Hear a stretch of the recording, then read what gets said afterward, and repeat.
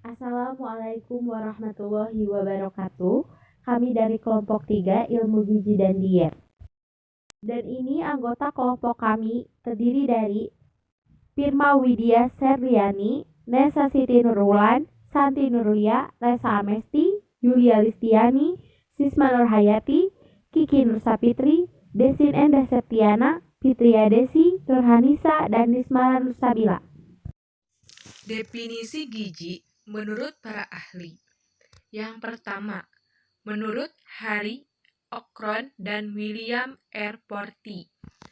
Menurut mereka berdua, gizi meliputi pengertian yang cukup luas, tidak hanya mengenai tentang jenis-jenis pangan dan fungsinya bagi badan, melainkan juga untuk mengenai cara memperoleh serta dapat mengolah dan mempertimbangkan agar tubuh kita semua tetap sehat. Kemudian menurut I. Dewan Nyoman Suparisa DKK, mereka menjelaskan bahwa gizi ialah sebuah proses organisme yang menggunakan makanan yang dikonsumsi secara normal melalui tahapan-tahapan seperti proses absorpsi, digesti, dan transportasi. Adapun penyimpanan dan pengeluaran zat yang dianggap tidak dapat digunakan untuk mempertahankan kehidupan, pertumbuhan, dan fungsi normal dari semua organ-organ serta menghasilkan tenaga atau energi. Kemudian menurut Ida Permawati, Dianaha, dan Cahyo, menurut pendapat mereka, gizi adalah zat yang sangat dibutuhkan tubuh untuk membantu proses pertumbuhan, mempertahankan serta memperbaiki jaringan yang ada pada tubuh-tubuh, mengatur proses kerja yang ada dalam tubuh, serta menyediakan tenaga atau energi untuk fungsi tubuh, atau sebagai komponen untuk pembangunan tubuh manusia. Kemudian menurut Nirmala Depi. Menurut Nirmala Depi, gizi yang menjadi substansi yang bisa didapat dari berbagai makanan dan digunakan untuk membantu proses pertumbuhan, pemeliharaan, serta perbaikan pada jaringan tubuh manusia. Dan selanjutnya, menurut Tuti Sunardi, gizi merupakan bahan yang sangat penting yang bisa mempengaruhi proses perubahan dari semua jenis makanan yang masuk ke dalam tubuh, yang berguna mempertahankan kehidupan kita. Menurut Cairiniza Kagraha, gizi merupakan unsur yang terdapat di dalam makanan-makanan tertentu, yang mana unsur-unsur tersebut bisa memberikan manfaat bagi tubuh yang jika mengkonsumsinya dapat menjadi sehat.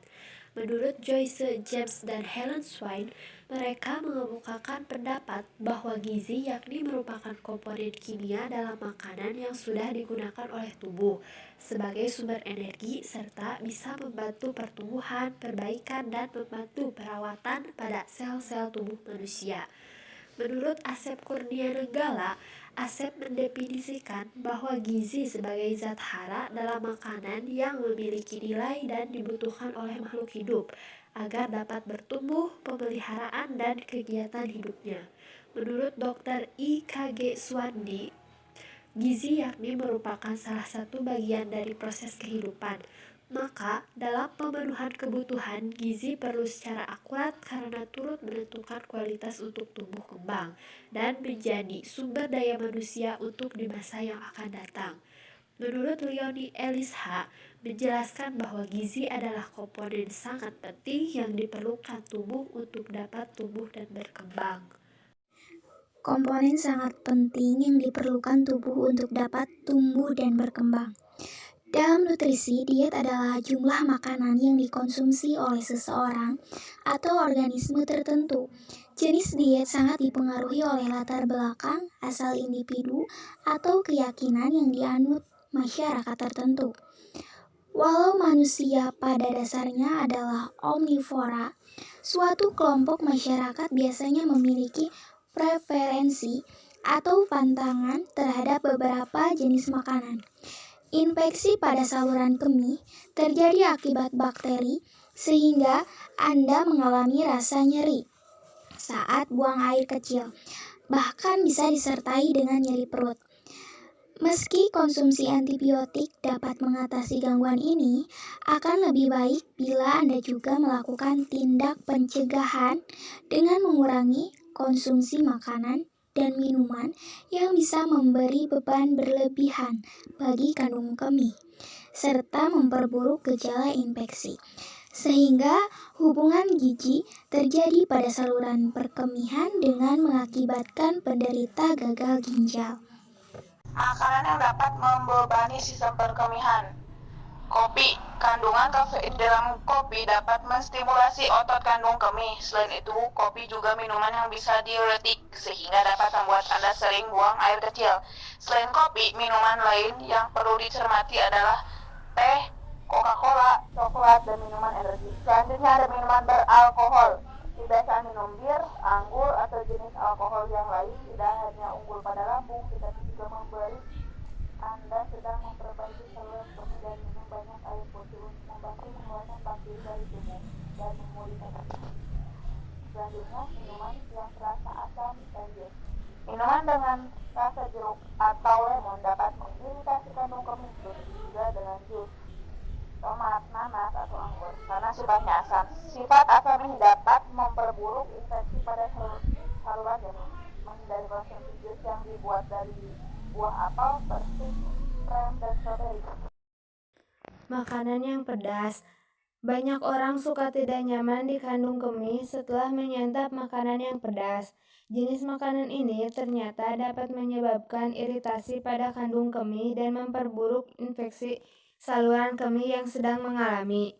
Sebaiknya masaklah makanan Anda tanpa cabai, lada, atau saus sambal. Hindari juga menyantap bawang bombay mentah-mentah, lebih baik dimasak dulu agar efeknya tidak terlalu buruk untuk kandung kemih.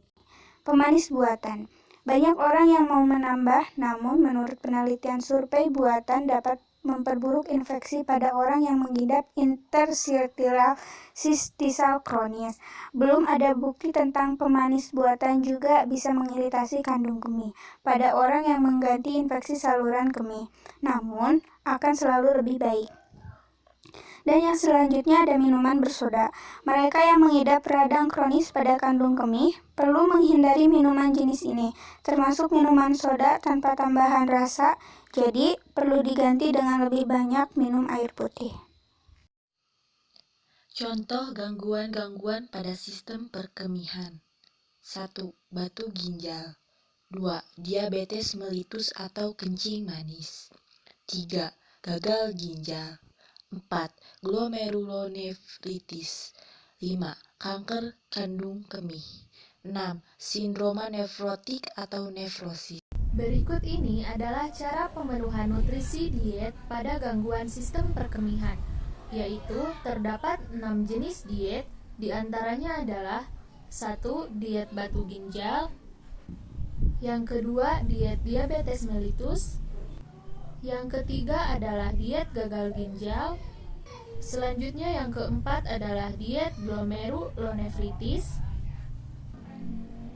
Kemudian ada diet kanker kandung kemih. Dan yang terakhir, yang keenam, yaitu ada diet sindroma nefrotik. Pemenuhan nutrisi untuk menjaga kesehatan sistem kemih. Jenis konsumsi. Yang pertama, minum air putih yang cukup. Minumlah air putih setidaknya 8 gelas per hari. Air putih adalah cairan terbaik untuk kesehatan kandung kemih. Setidaknya setengah dari asupan cairan Anda sehari-hari harus berasal dari air putih. Namun, saat ini mungkin berbeda pada beberapa kondisi medis tertentu.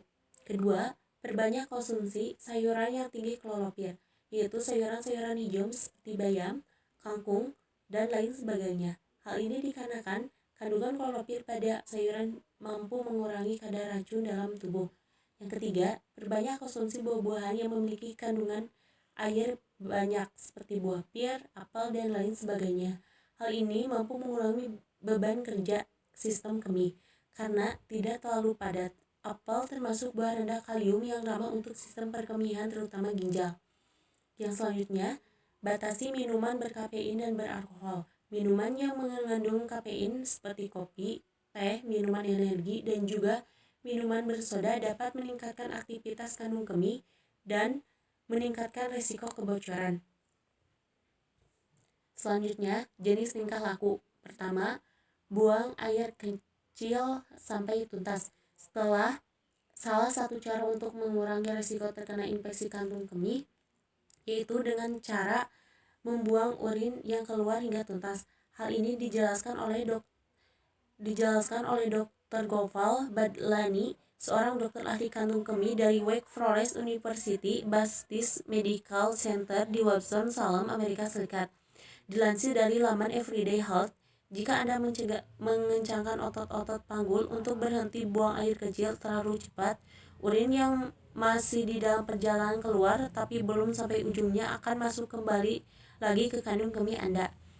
Hal ini dapat membawa bakteri masuk ke dalam sistem kemih manusia.